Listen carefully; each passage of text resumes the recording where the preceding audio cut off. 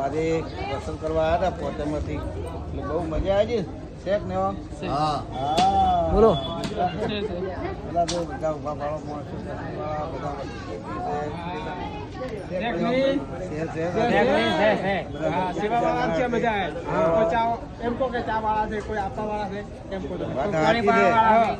જો કોઈ સેવકો કેટલા છે હું તમને કહી દઉં કોઈ ચા પાતા હોય છે ચા બનાવતા હોય છે કોઈ રસોડું બનાવતા હોય છે બધું કામકાજ સેવકો કરતા હોય છે અને આજુબાજુ કેમ્પ પણ ચાલુ થઈ જાય કેમ્પમાં પણ બહુ વસ્તી કેમ કે ફેમસ થવા વાળા હોય છે પણ ના માસી